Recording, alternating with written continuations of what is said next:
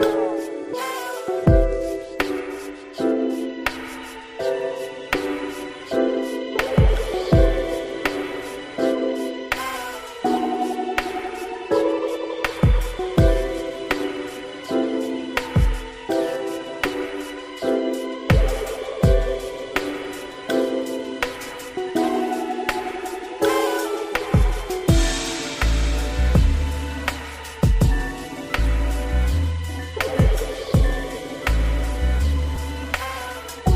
think I'm gonna go ahead and start the stream. We should like to give a little more warm-up time, but for some reason, the music is to be working. But today we're gonna be talking about dating apps, especially while being so and how horrible that we are. Horrifying. I got guests, my homie Yazzo, and we're gonna pop them in real quick. Actually, let me say what's up and introduce themselves. Hello. I can hear you. Shit, I can't hear nothing. Maybe there's Music's so good.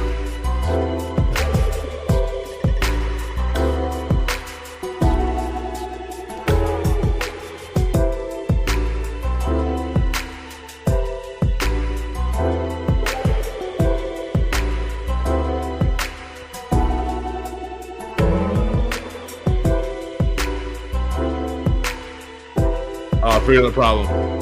It's mad loud. Sorry, y'all. That was my bad. A little technical difficulty. Fixed it. It's okay. Yeah.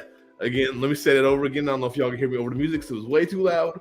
Welcome to Sex Sundays, as y'all know, and we're gonna be talking about the horrors of dating apps, because I'm sure we've all been there, and I'm sure we all hate it, but it's our new reality. Unfortunately, it's the main way people date. It's kind of wild. Also, we're gonna talk about what it's like coming from a queer perspective, or two different queer perspectives. And again, reintroducing Yazzo. Hey everybody, my name's Yazzo. Should I say a little bit about myself, or want to keep it short? Yeah, just go in. Everybody knows me, so I'm not gonna give a whole introduction. You know what I mean? Yeah. Let's see. I met BP. When was that? That was probably like 6 or 7 years ago at this point, through a mutual friend at a party, and we ended up doing a little bit of organizing together. So got to know each other a little bit more at different actions. I'm a facilitator. I do de-escalation in community. I've done some mediation in community. Not working closely with any groups right now as far as actions go. I've been pretty quiet on the action front. Most of my time spent in the last few years has been like on personal healing and mutual aid and supporting community and family. I guess that's me in a nutshell. I'm an artist, I'm a writer, I'm a weirdo, I'm queer, I'm transmasculine, non-binary, mixed race. I'm in the middle of a lot of things, which is always fun. I guess that's me in a nutshell. I'm here in Seattle on the West Coast. Yeah, it's my old hometown. Been a while since I've been there, but how you liking it out there right now? Is it pretty bad or great, or? We're in smoke season right now, which is the new 5th season of anywhere on the West Coast. It seems like it's not as bad as it is in a lot of places. Seattle, I think, has had it a lot easier than other cities and towns and places on the West Coast, but it's smoky today. It's a little bit warm. It's like we're still in summer, waiting on the rain to come. I'm one of those freaks who like moved to Seattle because I love the rain. Like 10 years ago. I like rain. I like overcast. When the sun's out, I'm like, so yeah, Seattle's all right. Yeah. I'm slowly learning how to be a social human again, like kind of post-quarantine time, you know? So yeah, that's me. That's Seattle, I guess. Yeah, I mean, I remember smoke came and it just really never left. It's been back pretty much every year. The first couple years were bad though, like redded out the sun and everything. I don't know, man. That stuff was it hasn't been gas mask. Yeah, it hasn't been that bad since what was that? That was like 2018, I think, when it was really fucked up. 2018, 2019, I think. Yeah, it actually made it. I remember those the smoke making it into my lyrics in dystopian music.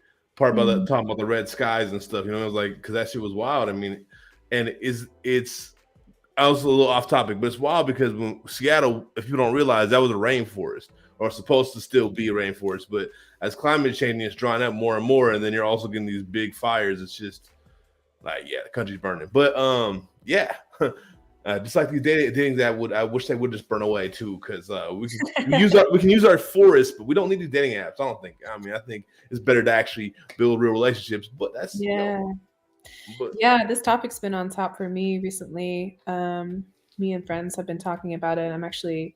I'm in my friend Paulet's apartment right now, and them and I have like complained at length about dating apps recently.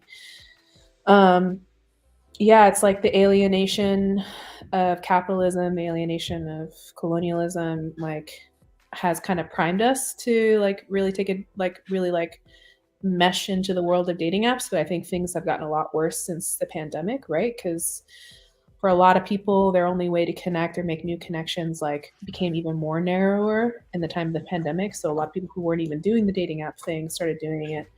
For a lot of really young people, the only way that they've ever dated is through dating apps. And so, yeah, I think with the pandemic and with just the increasing amount of alienation that we're experiencing in day-to-day life, more and more people aren't really comfortable with the unpredictability, the uncertainty that's required to just like meet people in person and like go to events and be willing to talk to strangers and meet new people and kind of get out of your comfort zone. And so there's like, I think, a sense of control and a sense of predictability that people can get out of dating apps. And so I think as a result, we're getting less and less resilient to like meeting people in person and all this. And I mean, I'm not preaching, like, I think all of us in some ways have been affected by this like way to feel a little bit more in control with uncertainty and unpredictability because we're living in stressful times. But yeah, I guess that's my surface take right now.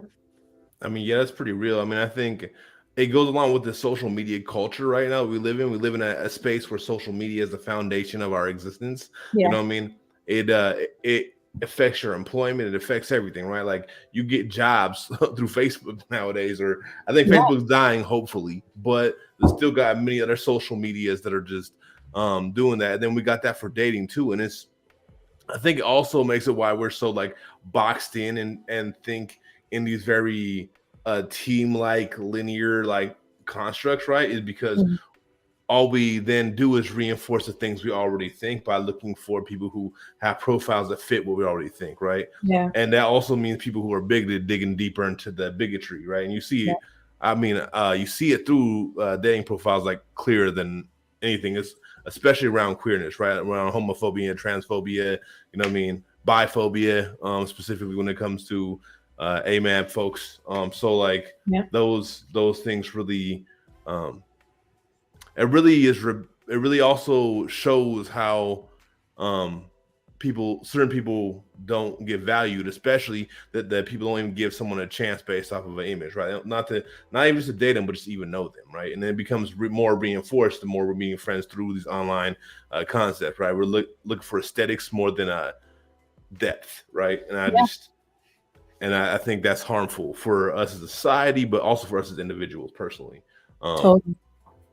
Yeah, I think like as we rely more and more on social media and the digital to make connections, we basically we start to make sense of things more and more what like I often refer to as like the abstract layer, like the abstract layer of thought, where everything is just kind of like is several degrees kind of disconnected from real life. And I feel like what that looks like in dating apps is you basically have a checklist in your brain of like, all right, this profile, this person, the way that we're initially chatting, they got to check all my boxes. They can't like check any of my red flag boxes. And of course, like with a certain thing, especially if you're femme, you're a woman, like even more so if you're a trans woman, like there's a benefit to being able to chat when you're on dating apps because you're basically trying to like establish that there's going to be some sort of level of safety when you're meeting with someone new, right? So like it's not black and white, but I think kind of on the end of things where it leads to alienation is like you're like you're like doing mental math and mental logic of figuring out whether or not you'll be able to connect with someone, and that's not, for me, that's not how I believe connection works. I know that's not actually how connection works for me.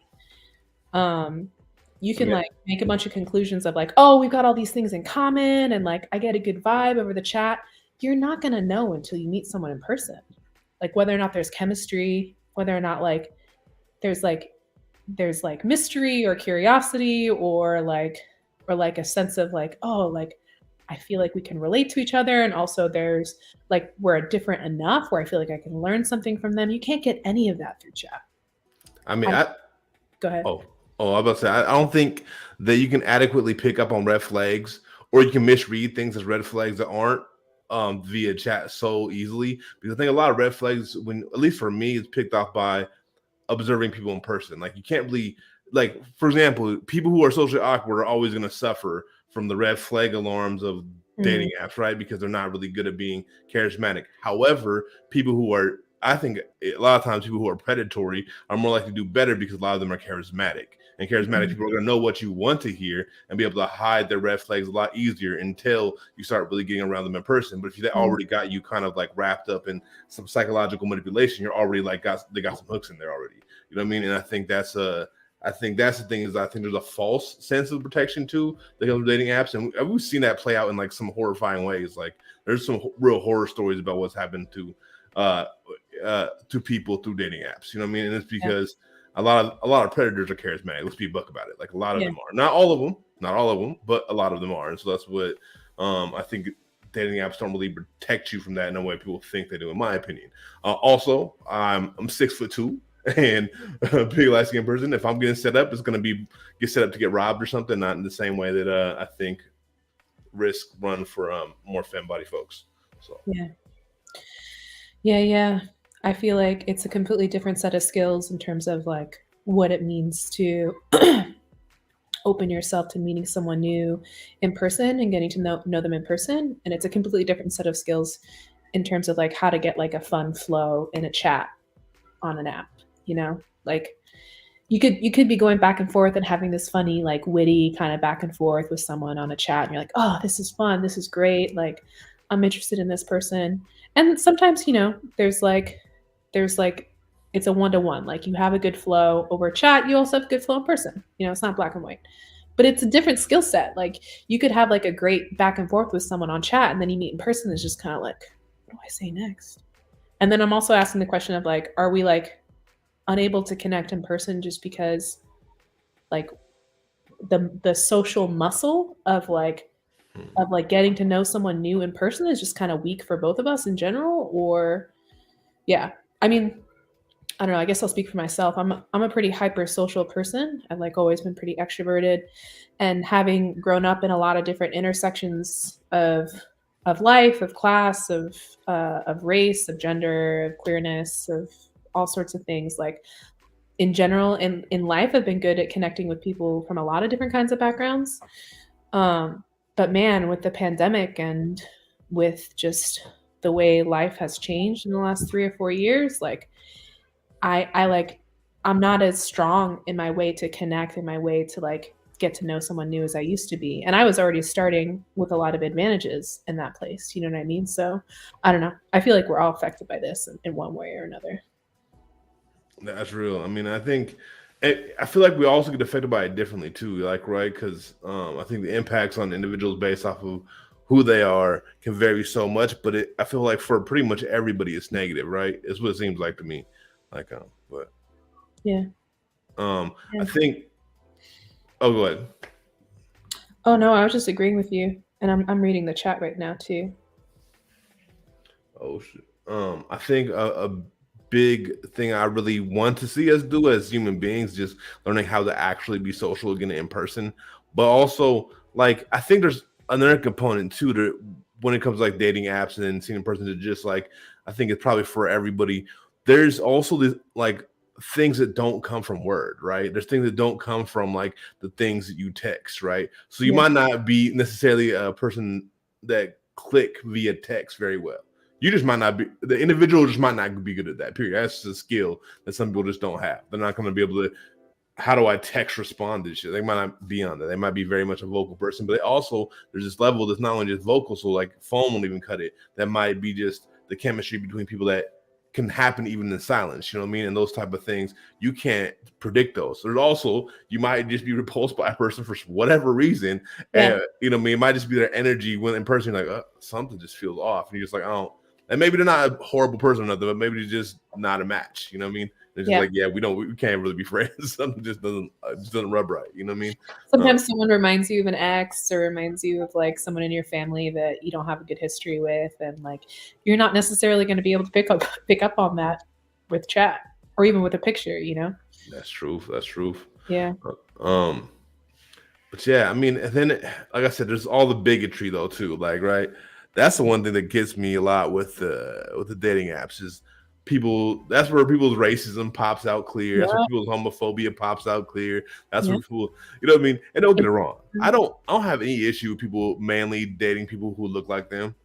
But for example, if you're gonna be like, I don't date black people, I'm like, you're racist. I'm not racist. You're racist. You're racist. Like the thing is, like, I'm not saying you have to go date a black person. It's just the fact that that's the thing that you think in your head, and you can't think about why that's there. You're like, no, it's just I prefer people of my same. Bro, race isn't really a thing, man. You're not saying you prefer Irish people. If you Irish and you prefer Irish people, I'm like, go get it. You know what I mean? That's all I mean. I mean, I respect that. That's about culture, though. That's not about like this caste. You know what I mean? It's not about like, is my skin pale enough? Do I look close enough to a saltine to be accepted? Like, it's not. Like, it's not how, you know what I mean? It's not how it functions. You know what I mean? And then people are like, well, what about black people saying when they black people? Again, that's culture. There's a culture there. There's a common understanding there. It has nothing. There's no common understanding to whiteness. Because whiteness is a one thing. It's a cast of. I mean, let's see. We're talking about hamburgers and hot dogs, but at that point, anybody can understand fucking whiteness, bro. It's thrown at us left and right. So what the fuck? Shit. Truth. Yeah, racism on dating apps is fucked up, and like Grindr, which is, for those of you who don't know, is like largely an app used by gay men. And just queer people of all kinds and trans people of all kinds. The racism on there is fucking wild. It's fucking wild.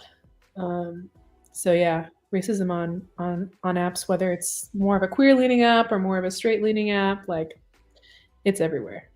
It's fucking disgusting. Yeah, man. No, and like then we get into like I don't know. Let me speak up from my personal experience. As somebody who's gender fluid and born AMAB and bisexual, right? The biphobia shit is wild. Oh man. Like, and I'm gonna be real, bro. I like, don't get women, I love y'all, but y'all be some fucking biphobic motherfuckers, like a motherfucker when it comes to anybody who was born with a penis between their legs. Let's be a buck about it. You know what I mean? There's some crazy shit that be going on that, like, you know, we may need to be self-evaluating about, right? But and it's really like, and not even like it really matters if you don't want to like date someone who's baku, but like the fact of again, not deconstructing it, and then also the motherfuckers don't want to be like having to go through and be like, oh, you a bigot, oh, you a bigot, oh, you a bigot. You know what I mean? That's not how motherfuckers want to have to react with that shit, because that also makes it really hard to even engage in a serious way. I'll be a buck. You know what I mean? You're like, oh man, this is stupid. These apps are stupid. They're like a game. They're a game. They're not like a game to distract me. They're not really anything that's gonna actually bring real potential, in my opinion, most times. I mean, not to say I haven't like met up with people or had dates with people, because I have, but you know, it's still, I don't feel like anything depth has ever came from that, for me at least. Anything with depth has always came from being in person with people, meeting and knowing people, and then building a relationship, and then it becomes something, you know. But that's just me. I mean, plenty of hookups though. Plenty of hookups. That's basically all they're good for the most part. Yeah, and you know, get your nut, get your getting off. Like I think it definitely has been a way for people to like get kind of baseline needs met. So I'm not like shaming anyone's hustle. But then I think even when you look at that, like I think you're basically like gamifying and like just like kind of narrowing down like one element of connection, and it kind of becomes this almost addiction, right? A lot of these apps are so well engineered to work with like the way our brains go through dopamine cycles, like reward cycles for things. And like at the end of the day, just like YouTube or TikTok or Facebook can become like a really intense addiction. These dating apps can too. It's like, oh man, I haven't been on Grinder yet today to like figure out my hookup for tonight, or like I haven't like had a witty like one liner yet with someone that I matched with on Tinder, or like I haven't made a post on Lex that's gotten like 40 likes yet. Like I got to get that fixed. You know what I mean? It's like, why are you? It's just another social media at that point, or like or like a video game. It's not, you're not using it as a tool anymore. And it's like that's just the pattern with apps that are run by corporations and digital tools that are run by corporations in general. After a certain point, it's no longer a tool. Like you're the tool, you're being used by the app.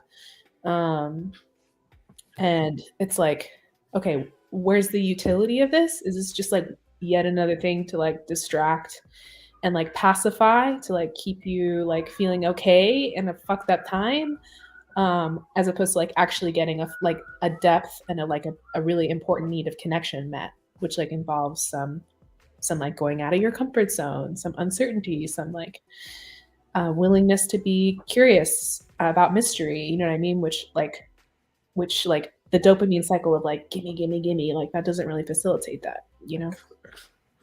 It's not great for depth either, especially when, I mean, I think it really starts to commoditize relationships, right? It starts to be relationships like, you know, both economically, but also in like an RPG type standpoint. Like I got to get enough gil through these like interactions to get my experience points up, and you know what I mean. Like it's kind of like that type of element to the gamifying of it. And then there's also the thing of like, if anybody's ever paid versus non-paid, there's a thing is where they'll block out you even seeing matches like 90% of the time. Is this Tinder? Pay for it. Like what? Is that Tinder? I think that's Tinder, right? That's a lot of them. A lot of them paywall. So if you don't pay, then you don't see all the matches you could. You might see some of them, but just enough to keep you around, type thing. I always wonder too if they take the most likely to be compatible matches and paywall those, because I think that might be a thing as well. But I can't prove it. But it's really frustrating, especially when you're trying to build genuine relationships, right? But also like it builds that sense. Like we talk about how materialistic this world is nowadays, because it's ridiculous. The dating world is horrid when it comes to materialism and individualism and capitalism involved in your dating, which is not really something I want. I don't want to think about capital. I don't want to even have to think about, I don't know, personally, I don't want to have to think about your money and how much money you have before I date you. I don't give a fuck about that. I want to be, if I'm going to date somebody in a real way and not just a hookup, I want to be thinking about like, what are your characteristics? What do you believe in? What are your fundamental parts of your personality that's going to be, that's going to be with you, you know what I mean?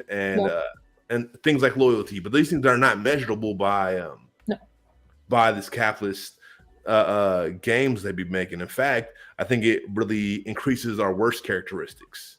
You know what I mean? Our more vain characteristics, which I think is a big problem too. I think the vanity is not necessarily a good thing. I think I even hear people like Hassan talk about like, yeah, we're all vain. I was like, bro, we weren't always all vain. This is actually a pretty relatively new thing that everybody was based just off vanity. I mean, yes, there were some people who were very, very, very vain. I think it's things your glare. Ooh. There we go. There were some people, of course, were very, very vain the whole time, but I don't think the majority of people were. I mean, I think people might have initial attractions, but then they'll meet somebody and that'll change. I know I've met people, not been attracted to them, got to know them, became attracted to them. You know what I mean? And so like those things are things that doesn't reward or really allow for. And I think that's a problem. I think that adds to some of the worsening of our society, along with other social media apps. I'm not going to say it's just dating apps, but it also, when it starts penetrating your love life, I think that's a specific type of pervasive that is not a positive situation at all. You know what I mean? So yeah, facts. Yeah, it's interesting. I feel like you can get mad at people for like kind of becoming victim to these cultural trends, like what you call vanity, right? And I feel like where I try to cultivate empathy is like, okay, like what is this a coping mechanism for? Like, why are people relying on this when it's not actually getting their needs met? And I feel like, um, at least when I think about my own journey with like healing my ability to connect and healing my ability to be in deep relationship with people, like I think being obsessed with image, being obsessed with like how I'm looking, like how I'm presenting, like how the other person is looking, how they present themselves, like I think for me that was my way of shielding myself from vulnerability, like and shielding myself from intimacy. Um because when it's just about images and like keeping up with your image and keeping up with the other person's image, like you don't actually have to like do the work of deeply feeling what you're feeling in a moment and like feeling what the other person is feeling and being like, all right, how are our feelings interacting, like how are our needs and desires interacting, and like how do like I like deeply share myself with you, and how do I deeply receive you, you know what I mean, like all that's it's intense, especially if you haven't had like positive models for that, and you haven't like had opportunities to like do some healing around codependency, do some healing around like body image, do some healing around a bunch of shit. Like it's more like I feel like vanity or like being obsessed with image is like kind of becomes this shield of like I don't want to get hurt. I don't want to like deal with the uncertainty and like the intensity of like just being raw and emotionally honest with someone and not knowing how they're going to respond and not being able to predict how they're going to respond. So what I can do is I can basically like exchange with you these like abstract tokens of like, here's a piece of an image, here's a piece of an image. Okay, give me this piece of your image, give me this piece of your image. Do they fit well together? That's like easier to predict and you might feel a little bit safer doing that. Like, is it actually getting your needs met for connection? Probably not. But like humans are fucking adaptable as shit. We can get by on very little and like keep going even when it's like kind of slowly tearing ourselves and everybody else around us apart. um yeah. Yeah, but that's my question: are we really being adaptable at that point? Because I Mm. think then we're being thrown into like an emotional survival mode, right? Like, what Mm. can I get to patch? And I think a lot of times that ends badly. I think there's a reason why um, the self delete rates are going up, and some of us, Oh, I see what you're saying. yeah, well, trying not to trigger the Yeah. algorithm as much as possible. Yeah. I think that's not just romantic love, but all types of love. The way it's becoming an interaction from familial to friends, even like those close bonds, but also a romantic love, right? So I think all those things. I think, are we really adapting, or are we like falling apart right now? True. True. Um, Yeah. and I think, I mean, also we see like I'm not a big marriage person. I don't believe in marriage. I don't want to ever get married. I'm not really good. Like I definitely want a life partner at some point, but marriage not so much. Um, but when we talk about the divorce rates and everything else, I think that's a big part to do with it, right? You know what I mean? And the thing is, people can like base it off finances all they want, like, oh, I want my partner to make this much, whoop, or based off looks this much. I want them to look like this, right? But if that's the foundation of your relationship, then as those things fade, what do you have? You know what I mean? Because those things, looks are definitely going to fade. We know that. That's going out the window. It's going out the window as we get older. I mean, maybe it doesn't. I mean, it depends how you look at it. But like, if you associate looks and the way people standardly do it with inside the society, it's going to go Yeah. out the window. You know what I mean? Because and your health is going to go out the window, right? And there's a good chance that your money is going to go out the window. Like most people are going out bankrupt. Like, let's be real. Like, you know what I mean? By the time all the medical bills hit, all the things, they're taking everything. It's happening to how many of our families, right? So all is going to fade. When you're going to have, right? It's going to be this foundation that you built that was really built off of genuine care, or a foundation built on sand, and it's going to just crumble. Or you might even be stuck together in that crumble, but it's not going to be a good place. Yeah, you're gonna tear yourself apart. You're gonna tear your partner apart. If you have children, you're gonna tear the children apart in the process as well. Like, yeah, I mean, I think that's where a lot of people's like familial trauma comes from too. Is basically like they're in these family situations where the most important bonds, which exist between their caretakers, like they're not built on trust. They're not built on like slowly getting to know each other over time and like learning how to better work together through difficult times. It's like it's built on image. It's built Yeah. on, like you said, like whether or not you can financially take care of me, which, I'm not shaming women or femmes for like going for like relationships where they're like more certain that their needs are going to be met, because it's hard to get your needs met in some ways, and when you're dealing with unequal pay and all that shit. But like at the end of the day, like, are you actually building a relationship that like in the long term is going to serve you and serve, if you're trying to have kids, going to serve your children, going to serve your family, I don't know. Yeah. Yeah. And on trust, I feel like that's the thing that's missing. Like when we talk about online dating, when we talk about the difficulty of meeting people in person, I feel like people are getting more and more disconnected from their ability to build trust, from their ability to sense trust. Like, I'm meeting someone off the bat in person. Like, I feel like when I meet someone in person, if I'm like staying connected with my body and staying connected with my ability to sense trust, like, I'm like, I feel like I could probably maybe trust you once I got to know you, or like, I'm not actually sure, but maybe if we like connect a little bit, like I can get some information, some like relational, interactive, like information through the way that we're interacting, to get a sense of whether or not we could grow to trust one another. And like, you can't establish trust on an app. You might be able to establish some basic information of like, is this person gonna like like kill me and bury me? And I think you're right. Like, there's a limit. There's a limit to how you can do that too. But I also know some people who are savvy as fuck in terms of trying to establish safety, and ask really good questions, and all sorts of that. But like, safety isn't necessarily trust. You know what I mean? Like, they're related, but they're not the same. And like, what is a relationship, especially long term, without trust?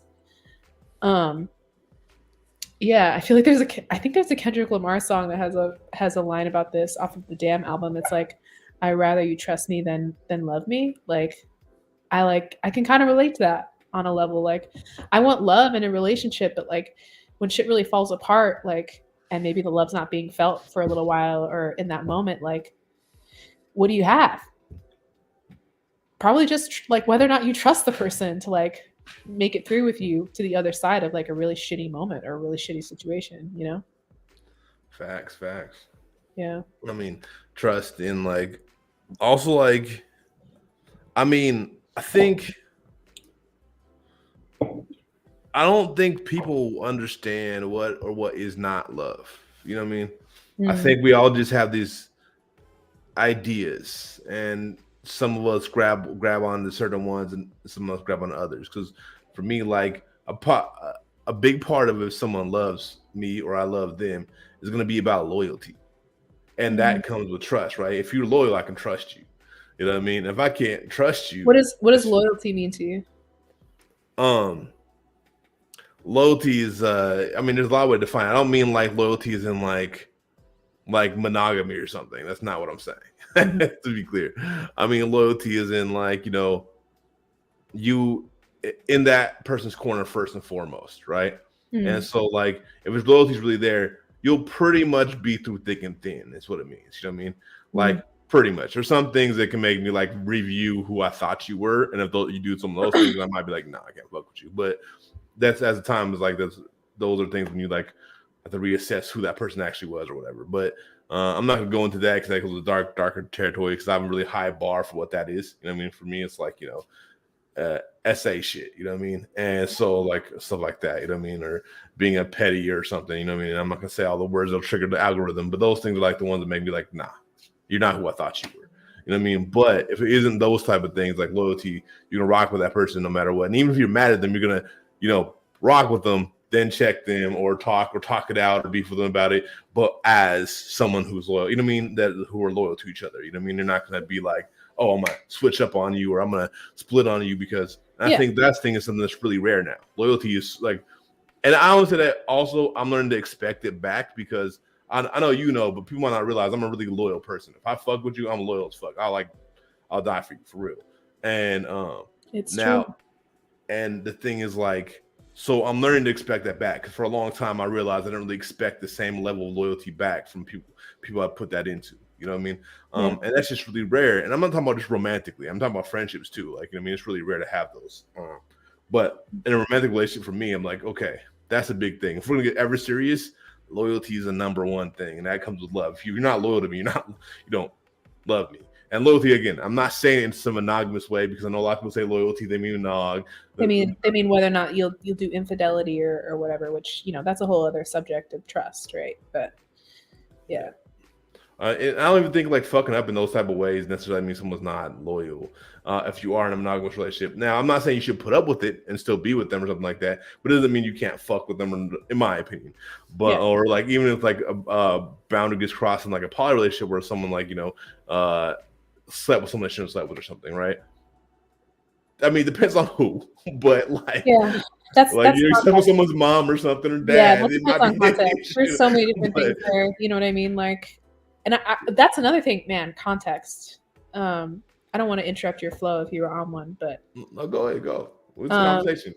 Yeah, I think something that's like been important in trying to understand, like, okay, what's my purpose, what's my path in this life, and like a word that's like kind of helped me like stay centered on that is like context is king. Like complexity, context, and commons are like the three things that I focused on. And like colonialism like really brings us out of context left and right all the time. And like the context, the historical context of a place, the historical context of a building, the historical context of a neighborhood, the historical context of the culture, the historical context of a dish, like a food, like a particular like recipe. Like all these things have stories, and like the way that we stay connected in relationship with each other, with the land, with ourselves is like being aware of context. And I think dating apps like are one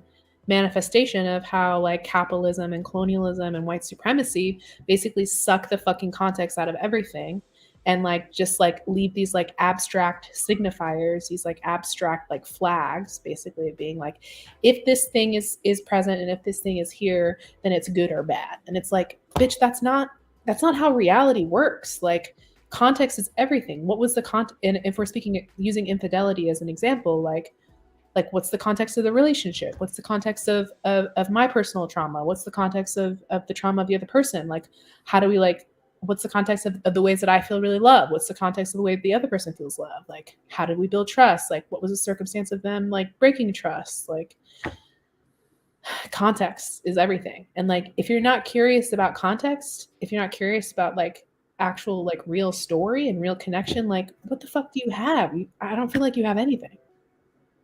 No, facts, no context, and then it encourages people to be two-dimensional to themselves. And I don't know, it's really hard. I think,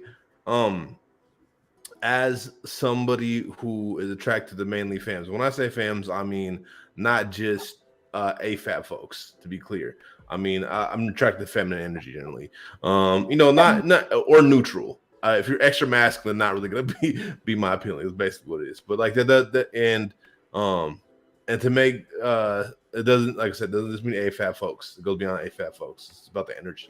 So I don't want to go explain my whole attractions to everybody right now. But one thing is I do gotta say too is why dating apps suck on a different level, a more vain level. This isn't as deep as we've been going, but I do want to say this is like, my God, motherfuckers want these big, clever responses and have "I will fill out later" in their bio, like all the time, over and over again. Like, nah, I don't. What? How can you expect so much of a response? What am I supposed to respond to? Also, when are you gonna fill that out? I don't know. Like, what am I supposed to build a conversation off that? I don't know. And so that's like, but it's really wild because I mean, the thing at the same time is, I know this is way vainer than we're way deeper than this. I get it, but it's makes it a really, I don't know. It makes me think that all of it is just about the best picture, right? And then also becomes who looks the best or who looks the most attainable, that looks the best out of the most attainable for you. I think that's kind of what it gears toward, which is, I don't think that's a healthy mindset, period. You know what I mean? And I think, I don't know, it feels like trying to have depth is important more for, it feels like more AMAP folks, because people are going to read that profile, going to want to see all these things, which is really hard to write the story in the first place, but also then the pictures gotta come by and match and be as glammy and like nice as possible. And then the only people, and this is why I think about I can't really make good partnerships, because the only people who are doing that are usually putting on an act, right? So they're like they're key selecting their best picture, they're key selecting the best points, and like very much grooming that image. And I think that's just not uh, a way that's gonna result in good relationships. You know what I mean?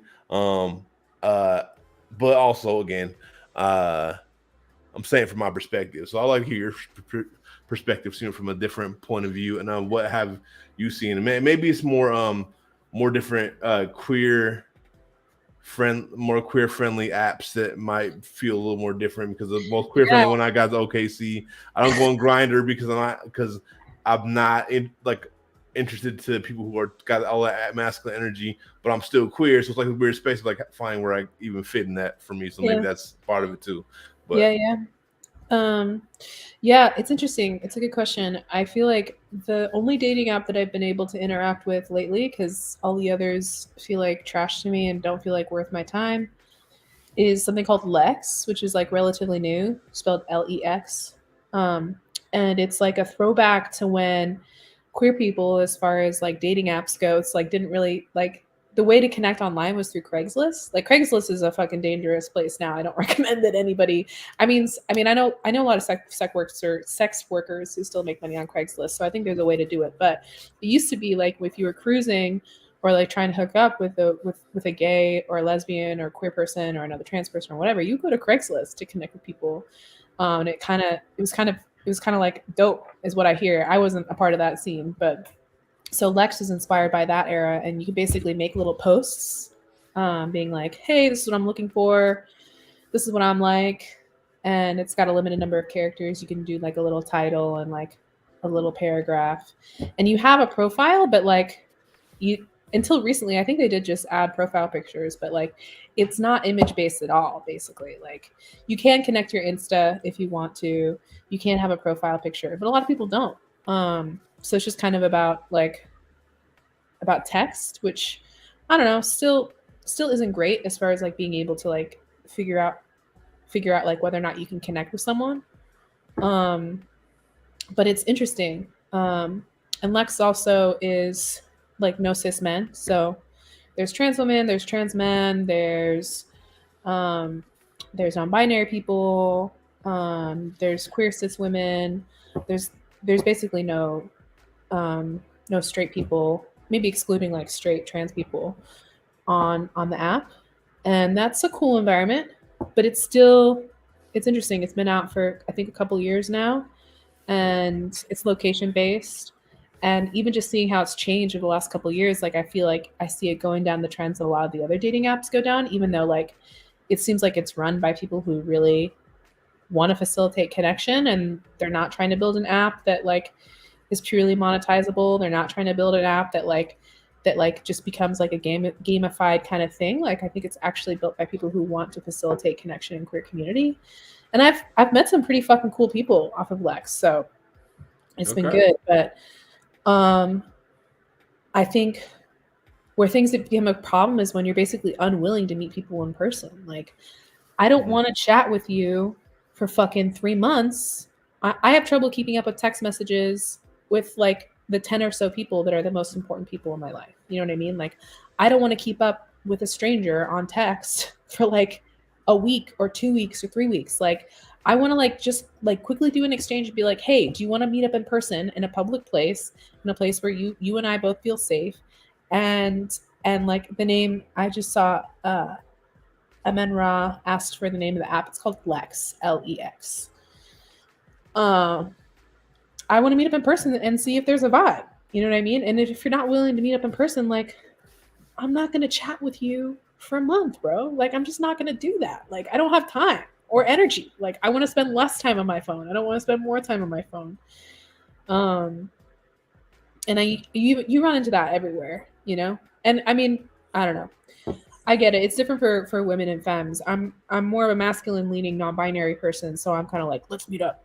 Like, let's go on a date. Like, which is definitely a little bit more of a masculine take, but I just want to connect. I just want to connect. I'm not necessarily trying to hook up. You know what I mean? Like we could meet up and both like be like, I'm not really feeling the vibe, or maybe one of us just feels the vibe, but the other person doesn't. Like, I'm not gonna be pressuring anyone into anything. I just like want to know whether or not there's chemistry, and I don't fucking know if there's gonna be chemistry before we meet up. Big facts. I mean, here's the thing: people don't even want to talk on the phone. Like, I'm not trying to sit there. This is why I don't do good on dating apps too. Because when we do connect with somebody, I'm not trying to sit here and text message back with you forever. Like, I'll a couple days. If we ain't got phone numbers and shit by then, I'm giving up. I'm not interested because that's just too much text, and I'll be a buck. And then, like, I don't know, like meeting up week two max. After that, I'm like, I'm cool. And they'd be like, oh, I get it. People feel safety things like we can go to like a fucking fair where there's a million people around. Like, it doesn't matter. I just don't like not. But people just, I don't know. People are scared. Some also people are scared of COVID. People are scared of all these other things. I'm like, Yeah, true. but True. at the same time, it's like, yeah, but I want to live while I'm alive. I don't know about everybody. I want to live while I'm alive. And I'm not saying be reckless. I'm not saying just like act like COVID don't exist. No.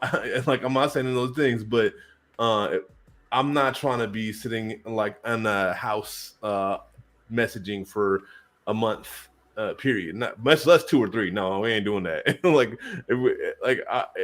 2 weeks max. And if we haven't, there's no signs of us meeting up by that point. I'm kind of like, I'm cool. I'm like, you seem cool, but I'm cool. I can't keep up with this. It's too much. Yeah.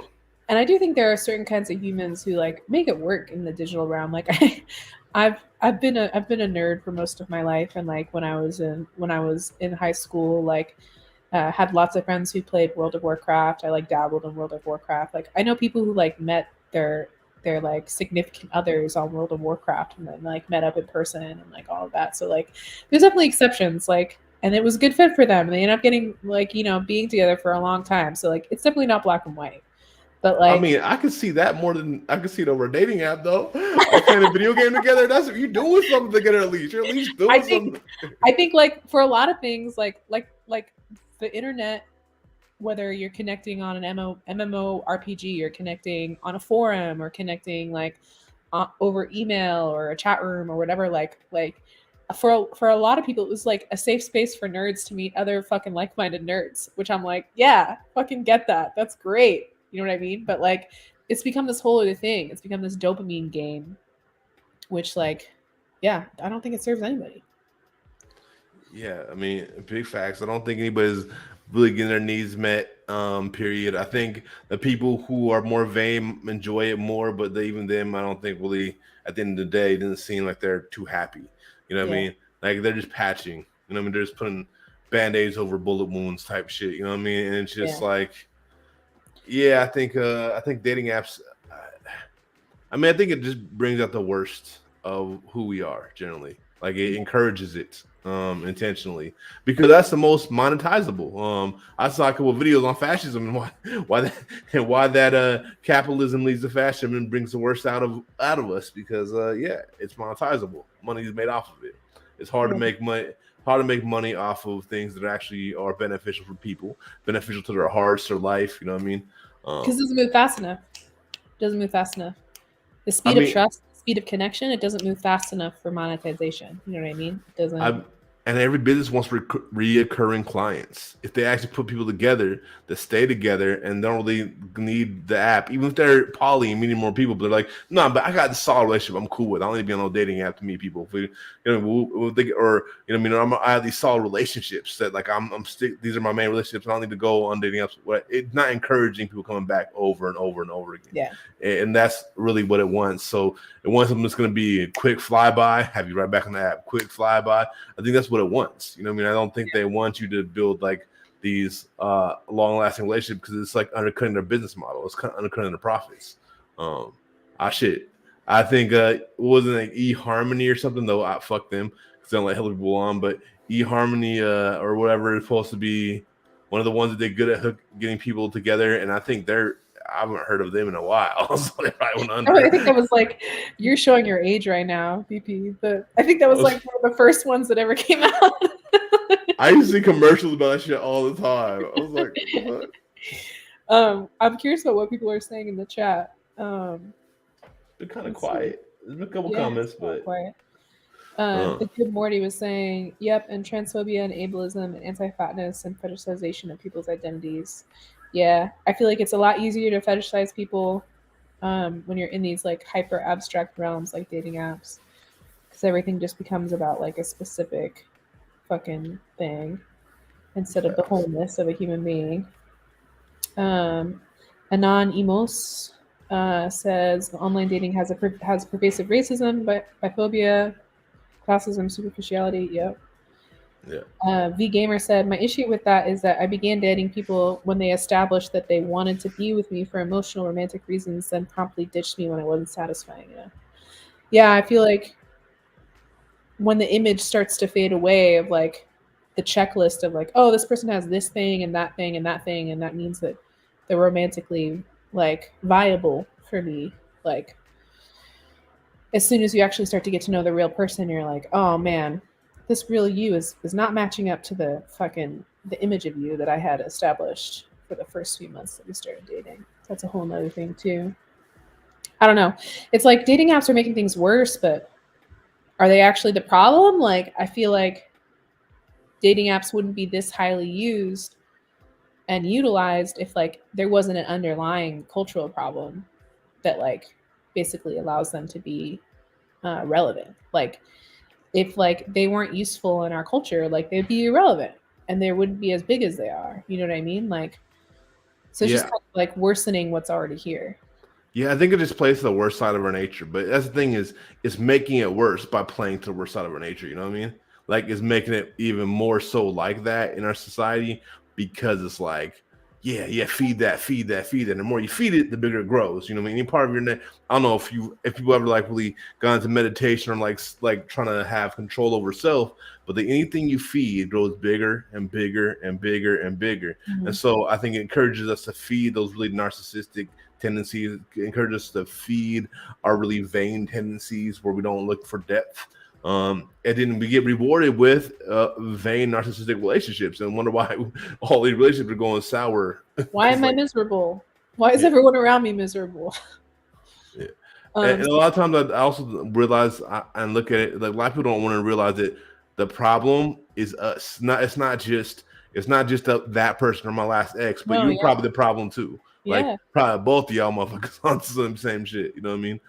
yeah. And also here's the key thing I want to tell everybody: if all your exes suck, it's you. If all your exes suck, it's you. Right? You know what I mean? If That's all just your exes suck, you might have some shit you need to heal and look at, and maybe ask for support for how to do that. if Because you never did nothing wrong in that relationship, you did a lot wrong in that relationship. it takes two to tango. Just saying. Um, and then Ross says, Grinder is terrible, but as a bi cis guy, I get lots more attention. But uh, even then, the much attention isn't the type you want. True, because you get that fetishization. Um, and then Have they y'all also, ever been on Fat Life? oh yeah, I used to be on FetLife. Yeah, I don't know, man. There's a person in Seattle named Brick House. She's a really amazing, I would say like community leader. She's created more. She's created like black and brown centric kink spaces, but it's been my experience that a lot of kink spaces, especially like on FetLife and shit like that, have been like really like exclusively white.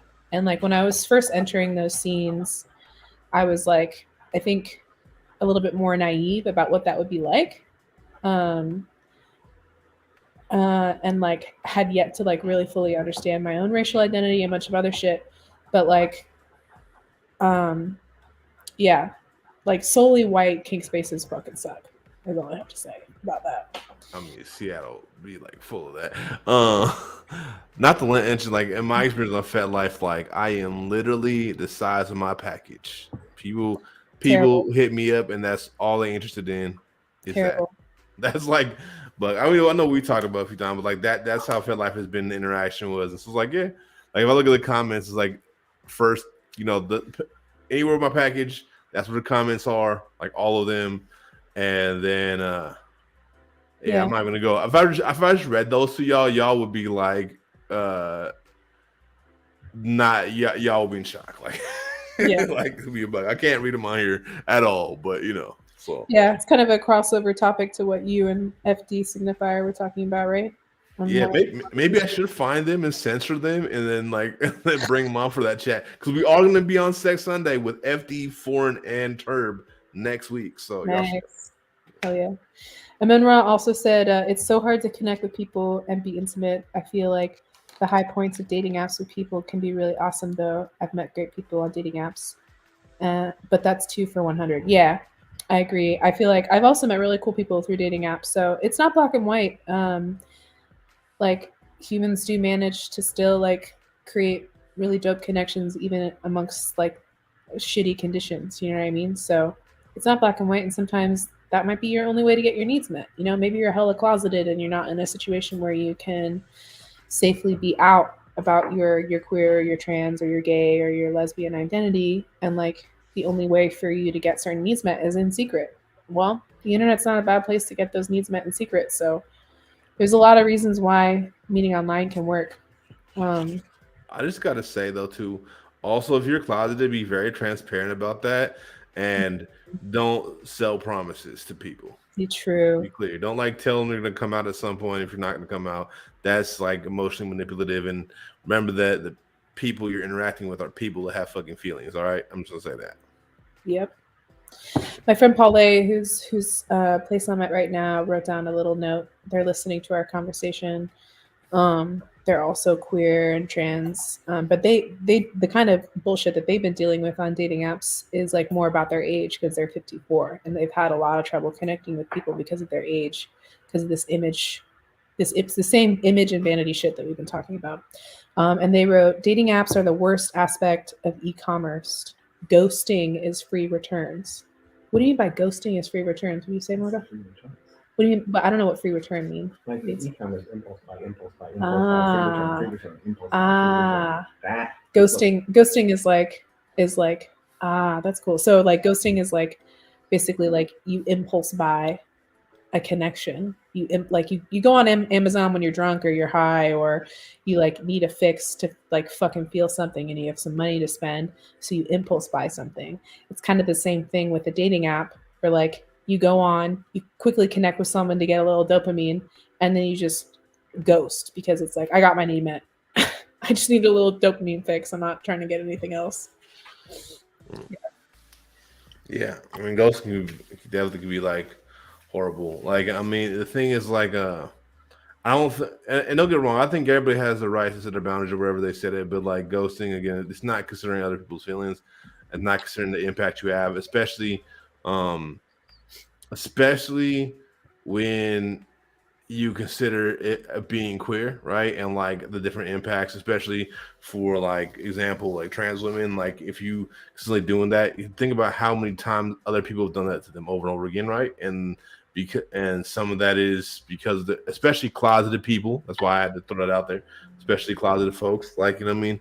And I think maybe realizing that I mean, and this is where these dating apps get bad. Is it helps you not think of people Yeah. as other people, right? Yeah. It's like they have feelings and they care and they, you know what I mean, not thinking about the impacts you're going to have. And I think it's really important to not go in treating people like they're some item, you know what I mean?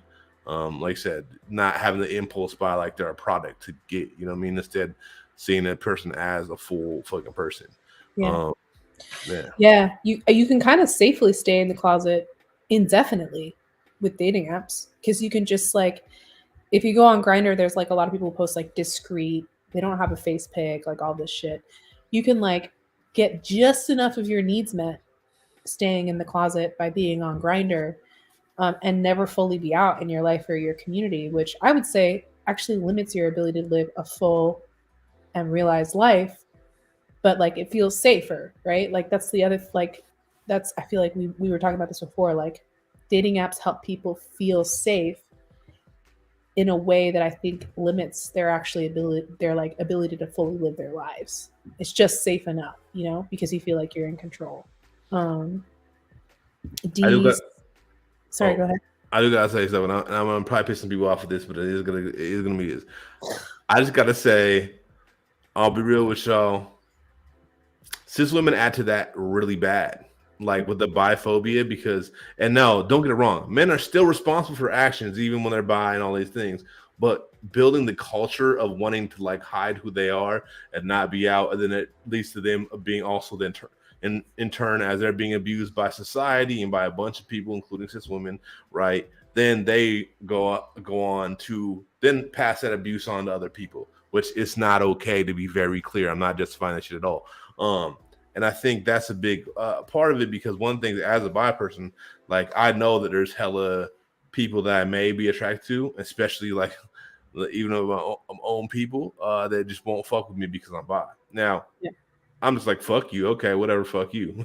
But not everybody responds that way. Actually, most people don't respond that way. I'm used to being rejected because I was a geek and a nerd my whole life and was not fit in. So I'm perfectly cool with it. I'm like, all right, well, whatever. I don't fit in. Cool. You know what I mean? Yeah. It is what it is. Back to normal. But like, not everybody responds that way. A lot of people don't respond. Most people don't respond that way. And I think that's where that kind of comes in, especially in the dating site type thing, because that's really, really amplified. And I think that's a big fear that people have is, well, if I'm out there, people find out, then I won't be able to, like, then all of a sudden I can only date certain people. Yeah. They get smaller and smaller and smaller. And Yeah. but to hold motherfuckers accountable, bro, and like, fuck it, dude. Wouldn't you rather just be free than be caged and cage yourself to these expectations of other people just because they won't fuck with you? Fuck them. If they don't fuck with you, then even if they do fuck with you, they ain't really fucking with you. They fucking with who they think you are. You know what I mean? And so I don't know, but I gotta hold people accountable to say that. But I also want to put that out there. That's a big part of that culture, and I know it probably pissed a few people off, but like, I'm real. Cis women really, really add to that, and especially if you're bi, and especially if you're bi and you don't prefer masculine people.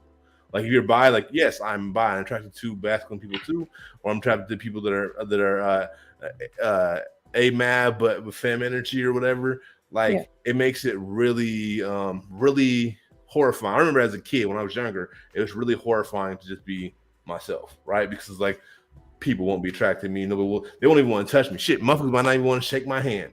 You know what I mean? But like, but to be a buck, I was always less worried about a nigga not wanting to shake my hand than I was about like a girl not wanting to date me because I'm bi, right? And so that's like a real thing, and that's for a lot of amab people. And I'm just saying that they're bi. I'm just saying.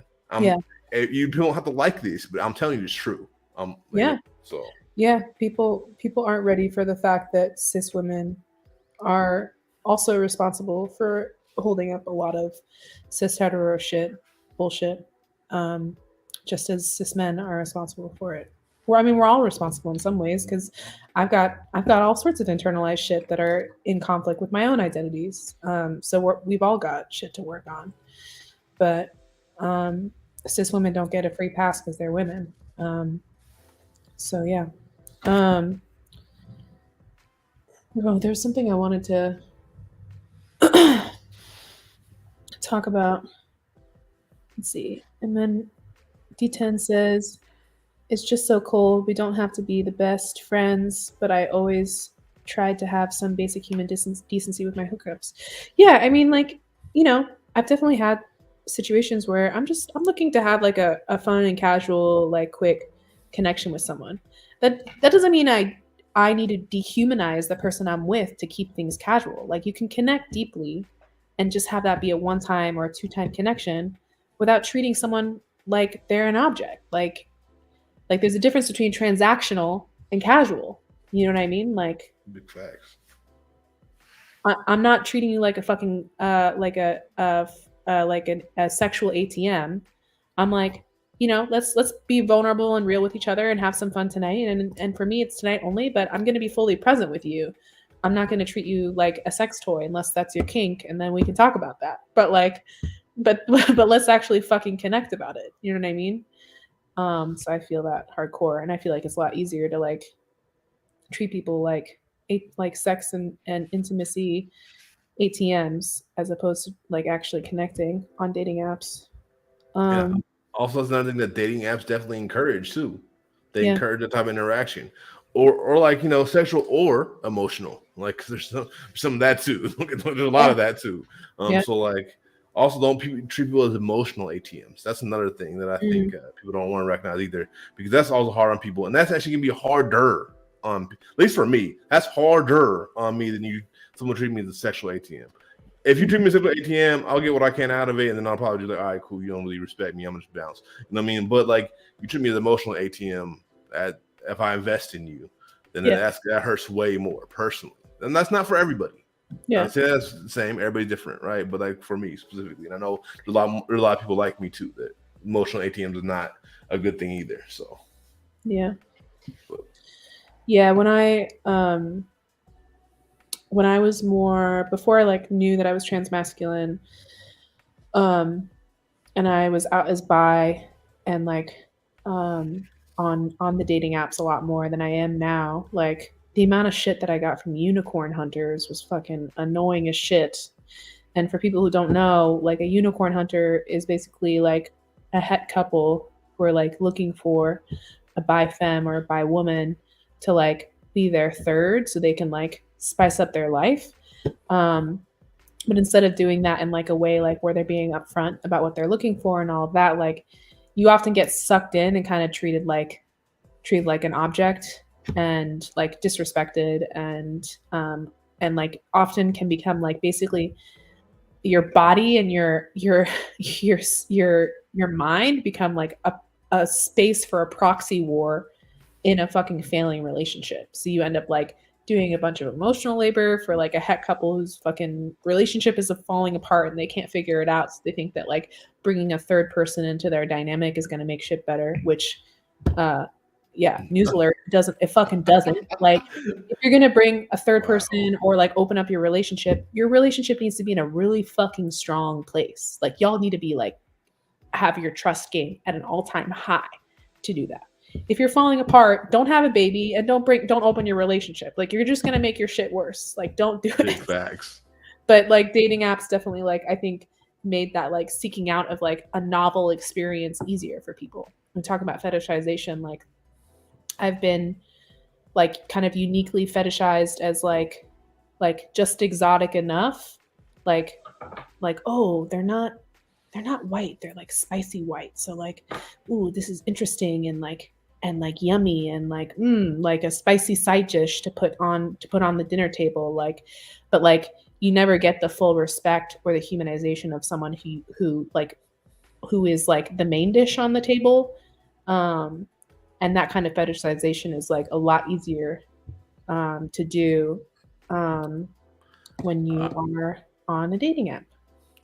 Like I said, as being on FetLife, I hella relate. Especially as the cuck fetish thing is a big thing, and having the BBC whole scenario comes into play with that. So I hella feel you, and it's very very similar, I think. But when it comes to couple, it's more like a get their fetish off type thing, right? I don't think it's as much emotional labor as you were describing, but it's more like they work out their shit through your sexual interactions with whoever their hubby is or whatever. So that's like what they're chasing and shit. And it's like, but it's also really interesting too, is also on another end of it, there's like this thing with like being black period and like the outside of just fetishes, the polyamory and how, you're always, even though it's not in the same level of derogatory, like at least not obviously derogatory, but you still work out as being the side dish, right? Because you're black, right? So even if it's not like it's like a unicorn hunter thing or like a BBC hunter thing, right? It becomes like you're just a little excitement on the side type shit, and then nobody takes you seriously as like a actual relationship in a lot of these poly circles. Yeah, you know what I mean? They're like you're like a it's still a side dish. It's not the same level of like blatancy, like being as blatant with it, but it's still definitely there. I actually remember feeling like I disagree with Cat Black a little bit about like the fetishization of interracial relationships. Because I'm like, a lot of that is some degree race play a lot of times when it comes to like black people and white people at least, and because there's some level of like, it shows how they. What was Cat Black's take? I didn't watch that video. Oh, because no, it was a couple times. It wasn't a specific video. It was a couple different comments. I watched Cat Black a lot, so like a couple different things. I love her. But it was just like because they were talking about like I think race play and stuff. I was like, you know what? I think a lot of Like I think a lot of relationships are a degree of like this race They're play, like whether you want to they're acknowledge it or not. low-key, like Yeah, yeah. I'm mixed race, parents, different racial groups. I can tell you, shit gets like even when it's not on the table at all, like things are like can be subtly very weird. And even yeah, when there's kids involved, it's yeah. like white That's- people will avoid thinking about race, like the fucking gymnastics that white people will do, even in being in a relationship with a brown or black person, to avoid thinking about race is incredible. But instead, what happens is it comes out in really weird, subtle ways where you're like, "What the fuck is going on?" It's like it's almost like gaslighting. You're like, "There's something off or weird about this, but I can't fucking put my finger on what the hell is going on." And yeah, it's like it's almost like a race play thing is happening, but it's like not happening in any sort of way that you're able to actually directly track. But it's definitely fucking shit up. Yeah, and I think a lot, and I think there's a lot more in even relationships than it is just sex. I think what they were focused on the conversation was a lot about sex. Like, yeah, but I think in relationships too, though. I think in Mhm. relationships, like it's just they won't admit it. Like, because you know what I mean. A lot of times, and just like a lot of people who want to be woke, like want to date a black person, Yeah, like like it's just like okay, okay, you get okay. serious woke cred if you're dating a black person. Like, look, I've done my work. This is my partner. Do you see the complexion of their skin? You must respect me slightly more now. It's like, fuck, that is fucked up. And it's super prevalent. It's really prevalent in Seattle. Let me tell you Yeah, something. In the bet. political scene in Seattle. I fucking hate Bet, it. bet. And I mean, it's great. I mean, I think it's the West Coast period, and that's not the reason why I like kind of push back on them. Like, you're in LA, I don't believe you. Like, I don't believe. I mean, I might believe that you don't think they're being like that, but I think if I was to reach into that motherfucker's brain and pull out, I bet you find a lot of like, yeah, there it goes. It's all right there. It's sticky and nasty. Let me put that down. You know what I And mean? I think, I don't know, I feel like if shit gets put out onto the table and you can both, the two people who are in a relationship can both look at it and interact with it and be in dialogue with it, like we're all swimming in all this fucking supremacy bullshit, you know? So even if you have the best intentions and you have the best amount of self awareness and you're really trying to make shit work and be in dialogue with your own internalized supremacies, like you can still be like doing some weird shit in your relationships and like Yeah, reenacting weird shit. But yeah, if you're putting it on the fucking table and you're willing with all the discomfort and all the uncertainty and the like, I don't know what's going to happen if I'm honest about this. If you're willing to do that and put and fucking talk about that with your partner who's of a different race than you, then that's a whole other story. You know what I mean? Because yeah. like shit, we're all implicit in this shit at different levels and in different ways, but like we have to talk openly and honestly with each other. I mean, yeah, I mean, I think it could be worked through, but I think the thing is, it's just going to be when it comes specifically to white folks dating other people. I think it's specifically hard to get to the point where a lot of them are in any healthy way to be dating someone who's not. I mean, that being said, I'm not against interracial relationships, not against people dating white folks per se. I think I say do it with very big hesitance because 9 times out of 10, it's not going to be necessarily a great situation. You know what I mean? But it's I think there's a lot to evaluate. And I think we can get to the place in society where it's not like that, but I think that only happens when decolonization is a reality, not just a theory. I think where it becomes a norm at least. But I don't know. I just think that there's all these elements that we got to like really go into thinking about, and I think these dating websites just amplify it, but also at the same time, like I don't want to see Black Lives Matter in your fucking profile. I don't care. I want to see it in your I want to see it in your actions, not your profile, my nigga. Like, hold Yeah, on, like I want to yeah, see it in your profile. I yeah. don't, you know what I mean? And then and when it comes to the people like, oh, I only date black people that are like white women saying that, it's like, fuck. Sometimes I feel like at least they're honest. I'm gonna be a bug with you. So I'll be like, at least they on some mess, but at least they honest about their mess. But I feel like the low key version is put BLM in your profile, but like not really show it in any action outside of your dating preference. You know what I Yeah, mean? So, yeah, yeah, yeah. I'm curious about your takes on this because I feel like It's interesting, right? Because the first few relationships that we have, or like the first relationship we have, or the first like sexual experiences that we have as young people can really like shape the different kinds of people that we seek out as adults. And it's like, it can get kind of hard to break those patterns. So like I wonder for like non-black people, especially white people who are like they kind of exclusively date black people and it's like, is there fetishization happening here? What the fuck is going on? I'm like, what was their first sexual like relationship? Was their first sexual relationship with a black person and they're like trying to recreate whatever that was over and over and again, which isn't not problematic because then you're just like treating every single person you're interacting with like as a monolithic blackness, which is fucked up. But like how does that get started? You know what I mean? Like I'm like, how does that weird pattern start? I don't know. I think it's different for each person, right? Because I think there's like the social justice dating black people preference, and then there's like the hood white girl thing, and I think the irony of the hood white girl thing is most of the white girls nowadays that do that ain't really hood. And I think it came from a real space, like somebody who would like grew up around black folks, and so they prefer black folks, and that is not what I have a problem with. But that became exceedingly rare over time, right? It's exceedingly not what the case is.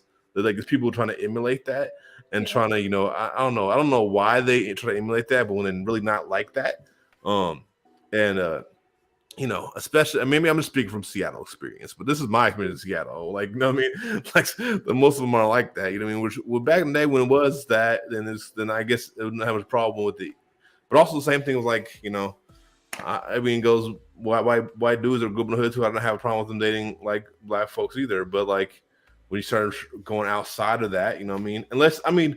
It depends, right? Because if you're both bougie, I don't really have any stakes in that conversation, so I'm not really talking about y'all. Like, I'm not really talking about, you know what I mean? Because it's just that conversation it's not my realm. I'm gonna quickly lower this blind. The sun's in my eyes. Give me a second. Yeah, you good, yeah. But I don't know. But this is my opinion. Opinions are like assholes, and I have one, and so I'm just being honest with y'all right now. But I think there's different elements to how that was created. I think it's also partly hip hop. Like I think there's a lot of people who do it because they try to emulate the white person from the hood because of hip hop, and I think that's right. You ain't them. And the things that they get that you don't get, and also they're rare now because there's not very many of them. You know what I mean? So like, I don't think that's really good emulation because they could still be problematic even being actually from that shit. But I don't know. I think there's like a hip hop becoming a mainstream thing. Then got people it becomes pop culture, and pop culture becomes what people try to mimic, and then you just got a little storm going on, you know what I mean? Yeah. A little snowstorm. Yeah, talking about like the abstract and whiteness and everything like that, I feel like part of one of the hallmarks of whiteness is basically this like complete absence of belonging, because in order to be assimilated into whiteness, you basically have to like abandon your cultural heritage, whether that's like as an Irish person or like a Polish person or all these things. And like, it's complicated, it's complex. Like not every white person has like abandoned their heritage, but like, oh fuck, COVID brain fog. I don't have COVID anymore. Post-COVID, I have no idea where I was taking that. Oh, now I remember. It's like this absence of belonging. So you're basically like you're appropriating cultural forms, and you're like operating in these very transactional kind of relationships and all these things to try to like desperately and kind of in a fucked up way try to fill this hole where belonging used to be. And I feel like talking about hip hop, like white folks will like see a cultural movement that for whatever reason speaks to them, whether it's for like there's many different reasons to become enamored with different cultural movements, right? But like to feel legitimacy or feel belonging as someone who appreciates a specific cultural movement, they'll go as far as to like seek out in a very transactional way relationships with people as who they see as representatives of that culture or representatives of like the thing that they're trying to get involved in. And that's fucked up. Like that's not a good reason to get into a relationship. Mm-hmm. Yeah, I mean, proximity dating, dating to have proximity. Yeah. Like the kinds of people who like reach out for me to connection, if I in any way signify that I grew up Muslim on dating apps or grew up Muslim, like in like I like mention it like when I'm first meeting people, like if I see people's eyes brighten up in a certain kind of way when I mention that, I'm like, nope, nope. I don't know what kind of like guilt complex or like weird thing I'm interacting with here, but like I'm not interested in connecting with you if like you're suddenly interested in me because you learned a very like one-liner thing about my background. Like that's not cool. Yeah. I want to read some of these comments. Uh D610 said I have yeah, thank you.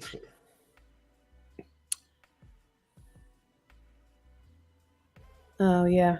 Yeah, when I was like more femme presenting, I got this a lot on dating apps and it always felt gross. I deal with it less now cuz I'm pretty masculine at this point, so straight men don't really show interest in me, which is great. But uh, when you're dealing with that, it can be kind of confusing and weird.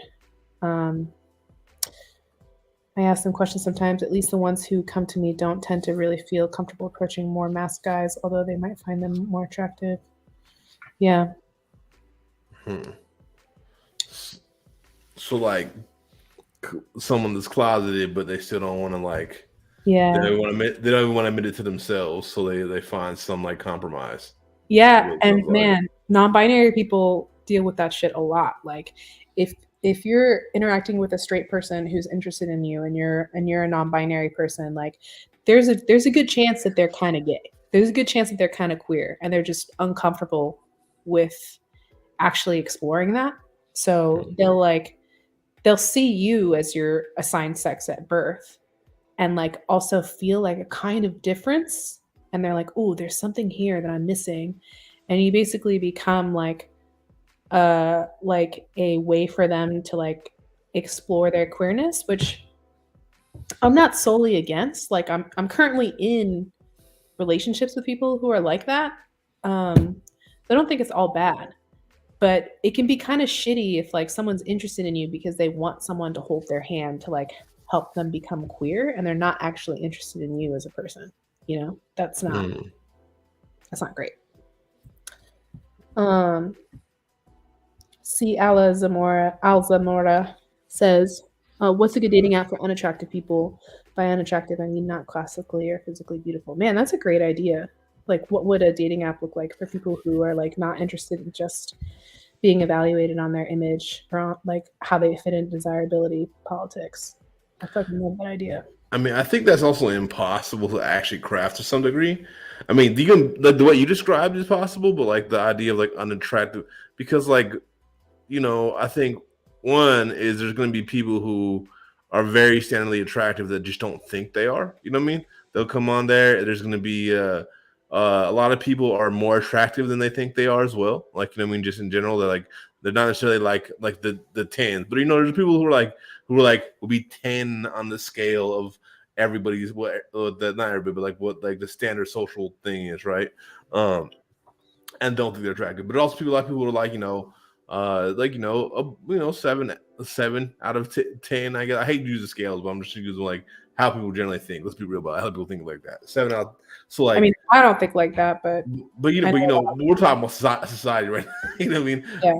Like I don't like think like that either. I also think I mean when I think about attractive, to be clear, when I think about attractive, I think about like if I find things attractive, I don't think of like what's the number for it. But I also know that that's the dialogue that people are having. So those things are like when people like think of it that way, like how are you going to even measure that, right? Because a lot of people might find you like a kind of attractive, but you think you're ugly, whatever. Yeah, I don't know.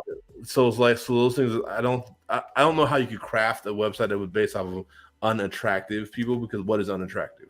And that's different for everybody, because I don't necessarily even when I think about it, I don't look at a model or like the people who are seen to be like not tens on the scale and really find them very attractive. I tend to think they all look alike, and that kind of makes me feel weird. You know what I mean? I don't really want someone who looks like a million other people. Like it's just not really It's not gonna. I mean, not saying I won't, but I don't want them off their looks. Put it that way. That's a better way Yeah. to put it.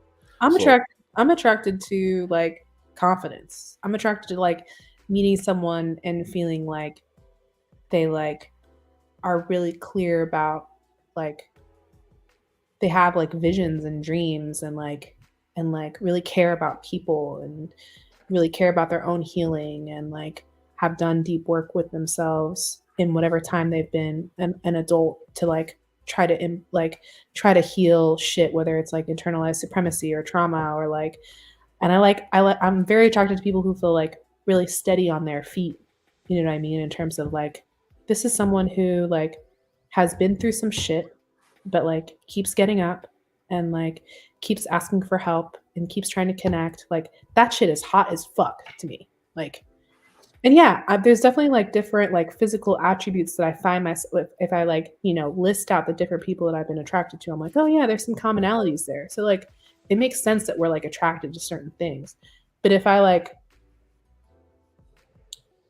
draw a line, it's like they're not necessarily features that are like conventionally attractive, you know, they're just like specific features that I'm drawn to, you know what I mean? Like, and like, yeah, we always got to be doing the work of like decolonizing, or I don't know if decolonizing is the right word to use for this, but like basically like undoing the settler colonialism, white supremacy of like who we find attractive. Like if I like look down the list of people that I found attractive, I'm like, there's a lot of white people on this list. Like, what's up with that? And like, I need to be in dialogue with myself about that. Like, what's going on there? And like, there's always work to be done, but like, you know what I mean? Yeah, I don't know. It's like I'm not going for. And here's another reason why I'm complaining about dating apps. Like, I don't know when I see your picture online about whether or not I'm going to be into you. I might like think the picture is hot, and that's cool. Like, pictures can be hot. I'm definitely a visual person, but like as far as actually knowing whether in person I'm going to find you hot, like looks are like maybe like fucking 20% of that, you know? I need the confidence. Big facts. I agree with that. When I'm only focusing on looks is because for me myself, the parts of that are physically attractive, it's not based off of what is standardly found attractive, right? Like a lot of times they actually conflict. Like I'm like, yeah, no, that's not really. This is like a basic white person to me. Like, that's not very attractive to me. Like that's not like the, you know what I mean? And you know, when we talk about phenotypes and different things like that, like the phenotypes that are said to be beautiful, like this looks like people are trying to be like white people. That's not really that appealing. And a specific type of white people at that, like, you know, Anglo-Saxons. Yeah. You know what I mean? I'm like, yo, I'm just saying.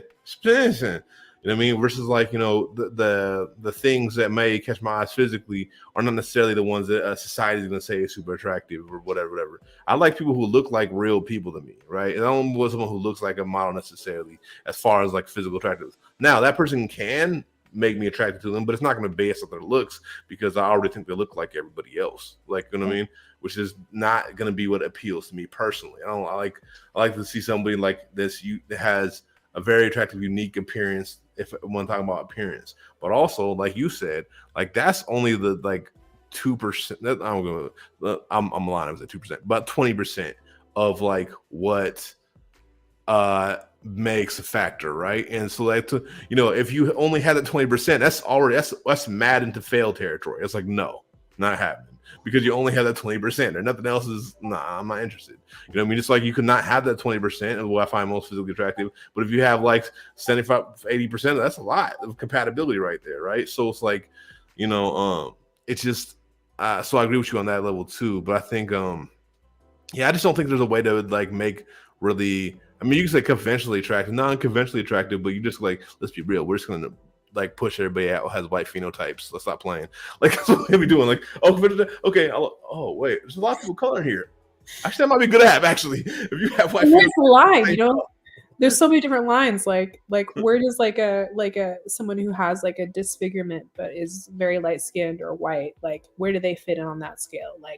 Like there's so many different ways to like be like, oh, like where's the line of drawing what is like conventionally attractive and what isn't? Just like everything else, like it's the combination of a lot of different things. And definitely there are certain attributes like colorism that weigh heavily with that. But like, I don't know. I feel like that's like us trying to solve a problem, but where we really get the problem solved is like by getting more resilience in terms of like being willing to meet people in person and like Yeah. not instantly judge someone by how they look and just be present and be curious. And like the other thing is like a lot of people who have internalized supremacy stuff and like desirability, like politics of desirability stuff to whom they're attracted to that they haven't examined yet. Like I've met people who are like they're like, I'm straight, I'm cis, I'm not interested in queer people, blah, blah, blah, blah, blah. And like, I'll be like at my queerest, like I've got a little like stash going on. I've got some goatee hair here. Like, I have a masculine swagger.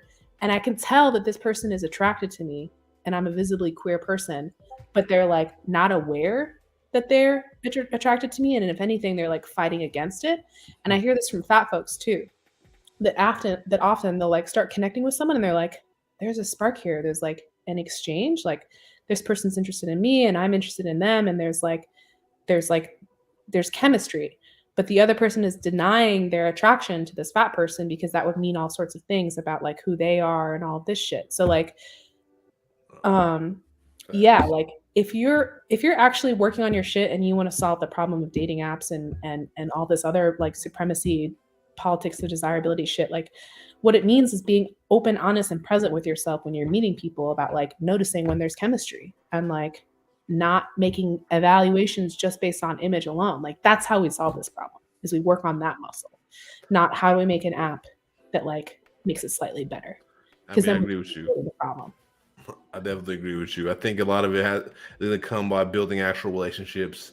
And I think I know everybody's scared. Everybody's scared of COVID. Everybody's scared of monkeypox. Which I want to be clear with y'all is you're not catching monkeypox realistically. Like the number of people. I know people who are at high risk myself, so I'm definitely worried about catching monkeypox if I'm having a lot of casual sex with the people that I've had casual sex with in the past. But you're not getting monkeypox if you're not sleeping with queer people or cuddling with queer people. Straight people too. I mean, but like, what I'm saying is like the likelihood even with that is very slim because of like the diagnosis. I mean, I'll check right now again, but like last time I checked, it was already super low after like a month or two of being a thing. So like it's a hard to contract thing, right? And my point is that's like hiding from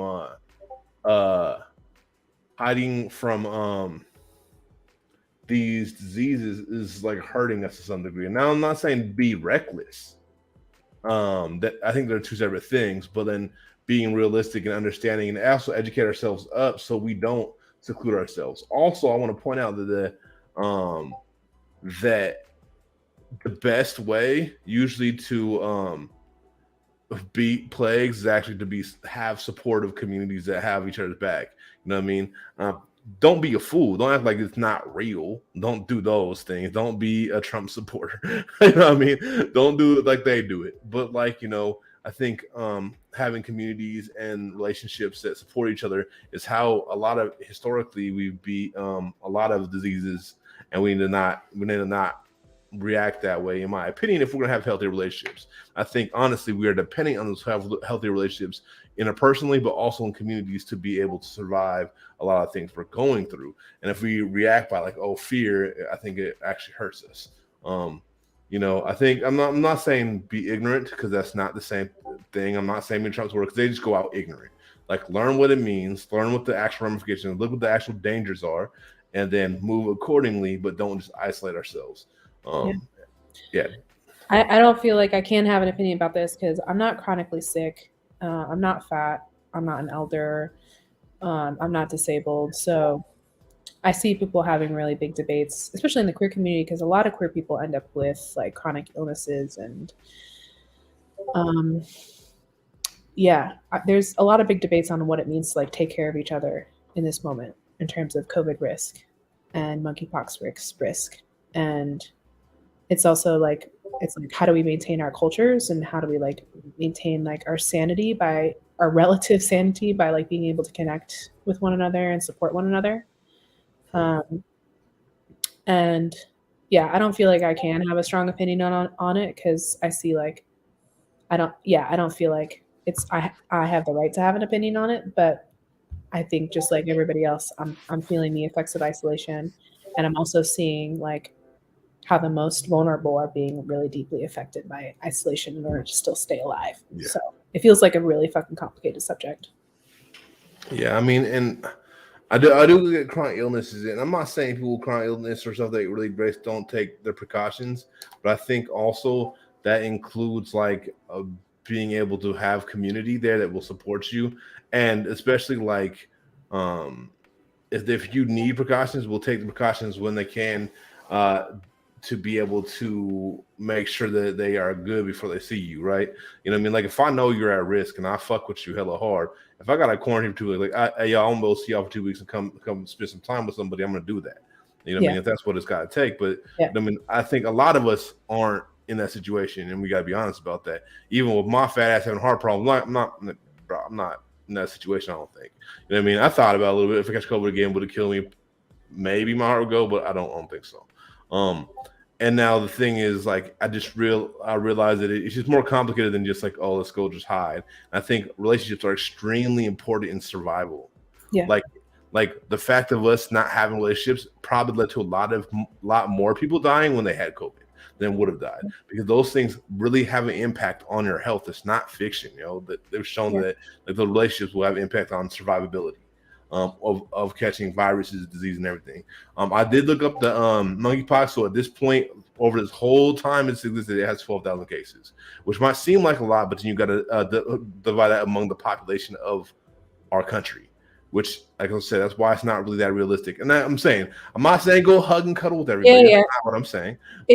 But Again, it's context though, because in certain places it is high risk. Like if you're in the queer, trans, gay scene in New York, you do have something to worry about. If you're in the queer, trans, gay scenes in San Francisco, you do have something to worry about. If you're in other places, you might be all right. But you know, educate yourself, take good precautions, all this shit. But like monkeypox isn't COVID. You know, and I think like when people are faced with something that they don't understand, they'll reach for the closest thing to try to understand it. And the closest thing that we have at hand right now is our understanding of COVID. You know what I mean? Yeah, but like I said, like if you're worried about it, don't be having sex and cuddling with everybody. That's all I'm saying. Like for the degree of the way we've responded to it is not within like actual logibility. It's a low transmission disease. Like it takes a lot. There's like I feel that numbers, there's levels. It's one of the low numbers, right? There's levels on how transmissible it is. It's not very transmissible. Can it be transmitted? Yes, you can catch it, but I'm not saying like it's impossible to catch it. I'm saying like the likelihood of like the way people react to it doesn't fit the actual response. And also that's for me, I'm like, all I encourage people is to actually look up these things. Just take a little glance here and now, you know what I mean? Here and then, to understand what we're actually dealing with. Because I think, again, isolation has a death toll. You know what I mean? Isolation has a lot. And not only is it a death toll, it's just destroying our relationships and our ability to be able to have those. So I know it's a tangent, y'all. But sorry, no, I spilled something, so I'm a little distracted. Just saying, it's a tangent, but I think it's really important that we get past the like fear of connection to the best of our ability. And I'm not saying, like I said, don't be necessarily reckless. That's not what I'm saying. I'm just saying don't also have a phobia per se if you can help it. And if you have a phobia that you develop because of COVID, try to work through it. You know what I mean? Try to work through it with the knowledge of what's really the real risks are. Try to work through it. You know what I mean? Me and my friend Paulette right now are, well, I guess we're kind of taking a hiatus right now, but for the last couple of months we've been talking about like, okay, how do we like start rebuilding the like interconnected tissue of community in like in a space where like quarantine isn't happening for a lot of people anymore, but people are still staying really isolated. And some of the things that we've been like brainstorming is like, how do we like just get in a room and share ideas together? How do we get in a room and rebuild our ability to have difficult conversations together? And like, hopefully that lends itself to like not needing to go onto dating apps to meet people if like we're coming together to talk about things that matter. And like, I think like this is tangential to dating apps, but in the same way where we're having trouble or like losing a lot of skills around like meeting people in the real world around dating, I think we're losing a lot of skills in terms of what it's like to have difficult conversations in person. We shouldn't be having difficult, nuanced political conversations on Facebook and Twitter. Period. Because they don't these platforms don't lend themselves to nuance. And nuance and like understanding context and understanding complexity is fucking crucial for actually having an embodied understanding of these topics. You can't just like have things be purely intellectual and black and white to understand really nuanced issues of oppression, really nuanced issues of collective healing. And if we can't have these conversations in person, like what the fuck do we have? And hopefully if we're like rebuilding our ability to have difficult conversations in person, hopefully we're also at the same time rebuilding our ability to meet new people and like connect on a deeper level with people in person as well. You know, be willing to be vulnerable, be willing to be honest, be willing to make mistakes, be willing to like not hold people to like very abstract intellectual fucking standards of perfection, which, you know, ideals of perfectionism, that's whiteness and colonialism incarnate. Like, how do we be present with people and like give people enough grace and also like, you know, fucking have boundaries and like be real about accountability too when people really fuck up. But like that's also within the realm of connection. Accountability doesn't happen if connection's not there. So like, yeah, dating is just the tip of the iceberg to me, you know? Yeah, big facts. And with that, we guess we'll be starting to wrap it up right now because we're actually running out of time. I'm just realizing as I look down at the clock. So, do you want to shout out anything, any socials or anything, or do you want to just have any last words or anything like that? No, I'm not. You know, I'm not really on the socials. I'm not really like. I'm not trying to build any sort of persona online, so I don't have like anything to shout out right now. But I've got some big projects coming up, maybe around like some cool zines and some cool events in Seattle, but nothing solid yet. But I hope to be on a stream again and maybe give a shout out to some of those things that are happening in real life. And if you're in Seattle and you're into the shit that we're talking about, maybe you can come. But for now, I don't have anything big to shout out. Just I guess I'll just say that thanks for having me on. Yeah. For people who don't know BP in person, BP is an incredible community organizer, is an incredible person bringing really important thought to this platform. So yeah, stay tuned. Thank you. And before we head out, I want to shout out and say, if you want to support me personally, go to Big Villainous on Patreon. You can support me. Also, if you check around, you can find GoFundMe. I'm probably won't post in this, but you know I've had some health issues, so like if you want to support that way, feel free to go over there and on the GoFundMe. It is in the community tabs and stuff, community thread. If you look around, just check out some of my videos. If you come on Patreon, you get access to a whole big back catalog of stuff that is no longer on this YouTube, but also you get to look forward to this. If you subscribe to this channel at Overthrow Media, you look forward to this, edited videos, music videos, and also the dialectic. Make sure to tune in next Sunday where we're going to be, like I said, with FD, with Foreign Man from Foreign Land, and Turb, all talking about the fetishization of black men in BBC. So hit that subscribe button, make sure to share this video if you can. We're out, and thanks for rocking with us. Deuces. Goodbye. Oh, let's get a little dance going or something.